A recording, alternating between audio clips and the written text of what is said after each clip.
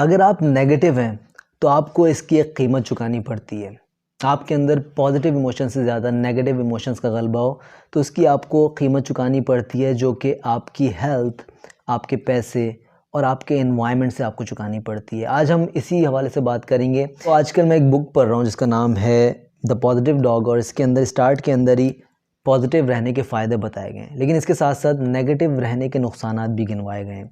तो आज हम बात करेंगे नेगेटिव रहने के क्या क्या नुकसानात होते हैं। 90% of doctor visit are stress related.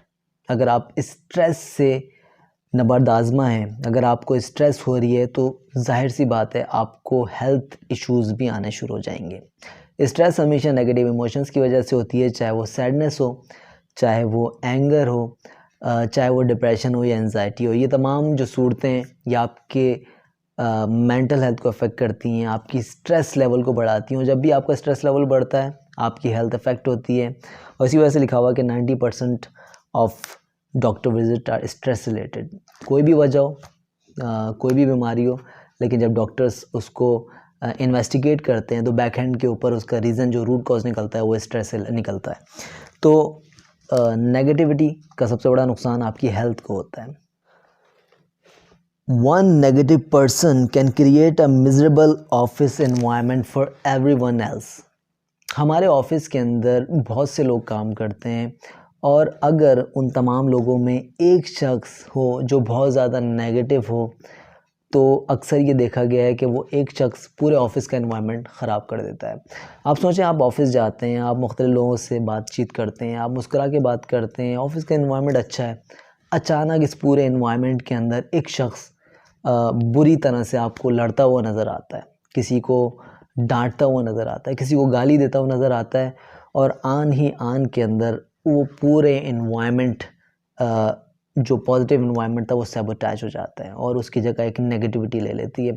तो एक शख्स का नेगेटिव बिहेवियर पूरे ऑफिस के पॉजिटिव एनवायरनमेंट को ख़राब कर देता है। ये है cost of negativity. Negative people have fewer friends. कोई भी शख्स ये नहीं चाहता कि वो ऐसे लोगों के साथ अपना वक्त गुजारे जो कि नेगेटिव हों। नेगेटिव लोग जिनको गुस्सा बहुत जल्दी आ जाता है, या फिर ऐसे लोग जो कि हमेशा दुखी रहते हैं, हमेशा कंप्लेन करते हैं, अपने आप को ब्लेम करते हैं, अपने एनवायरनमेंट को ब्लेम करते हैं, हुकूमत को ब्लेम करते हैं, अपने पेरेंट्स को ब्लेम करते हैं। कंप्लेनर्स और नेगेटिव लोगों को कोई भी शख्स पसंद नहीं करता, और यही वजह है कि नेगेटिव लोगों के जो दोस्त हैं वो कम होते हैं। दूसरा जो नुकसान है वो इसी से रिलेटेड है, वो है negative emotions are associated with decrease life span and longevity. जो नेगेटिव लोग होते हैं उनकी लाइफ स्पैन कम होता है।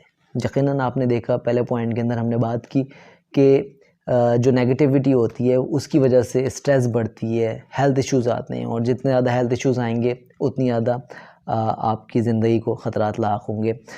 इसके अंदर एक और भी पॉइंट लिखा हुआ है, negative emotions increase the risk of heart attack and stroke. जो हार्ट के इश्यूज़ आते हैं लोगों को गुस्से की वजह से, या कोई बहुत बड़ा सदमा पेश आए किसी को, उस वजह से जब आपको गुस्सा आता है तो आपका ब्लड प्रेशर भी शूट करता है, और ब्लड प्रेशर शूट करना हार्ट की डिजीज़ की एक निशानी है। तो जब आप नेगेटिव रहते हैं, जब आपके नेगेटिव इमोशंस ज़्यादा हो जाते हैं, जब आपके नेगेटिव इंट्रैक्शंस और नेगेटिव एक्सपीरियंसेस ज़्यादा हो जाते हैं, तो आपको बहुत सारे नुकसान होते हैं, और ये नुकसान सबसे पहला आपको अपनी हेल्थ से चुकाना पड़ता है।